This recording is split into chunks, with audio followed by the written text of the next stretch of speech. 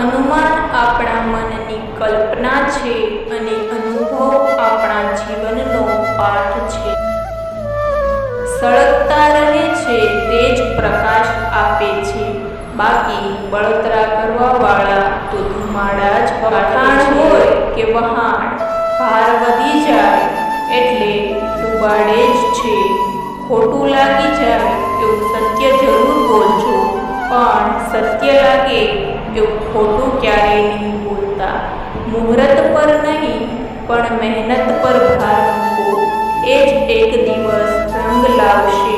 સમય બહેરો છે તો સાંભળતો નથી, પણ આંધળો તો નથી જ, નજર બધા પર રાખે છે. સવારનો ધુમ્મસ પણ એ શીખવાડે છે કે બહુ આગળનું જોવું નકામું છે. ધીમે ધીમે આગળ વધતા રહો, રસ્તા આપોઆપ ખુલ્લા થઈ જશે.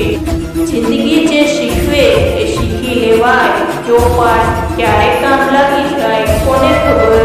પત્તામાં ઠોકર અને અંગતની ઠોકર હંમેશા બાજી પલટાવી નાખે છે. ઉત્તમ શોધવામાં ઘણી વખત સર્વોત્તમ હંમેશા ખોવાઈ જાય છે.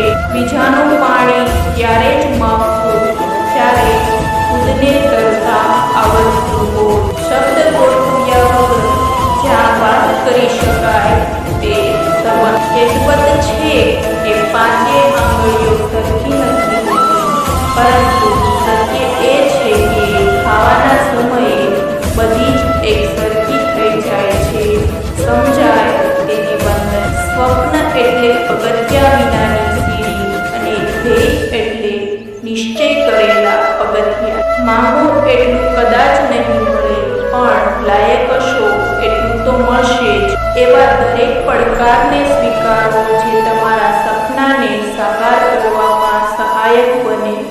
નસીબથી મળેલી સંપત્તિનો આનંદ 7 પેઢી ભોગવે છે અને કોઈ પાસેથી પડાવેલી સંપત્તિનું દુઃખ પણ 7 પેઢી ભોગવે છે. માટે કર્મ કરવામાં ધ્યાન રાખવું. જેવું વાવીશું તેવું લણીશું. જીવન એક ટેસ્ટ છે, ખુશીની પળોમાં રેસ્ટ છે. વધારે વિચારવું બેસ્ટ છે. એટલે બધાને એક રિક્વેસ્ટ છે કે જીવો અને જીવવા દો, એ જ સૌથી બેસ્ટ છે. કેમ કે આપણે પોતે આ દુનિયામાં ગેસ્ટ છીએ. આવતીકાલ ક્યારેય આવતી નથી, એ જ્યારે પણ આવે છે આજ બનીને આવે છે. માટે આવતીકાલે જે કંઈ પણ સારું કરવાની ઈચ્છા હોય તેની શરૂઆત આજથી જ કરો. હંમેશા શીખતા રહેવું જોઈએ. તેની ખાસ વાત એ છે કે તેને તમારા પાસેથી કોઈ છીનવી શકતું નથી. અસંભવ ફક્ત એ જ છે કે જેની તમે શરૂઆત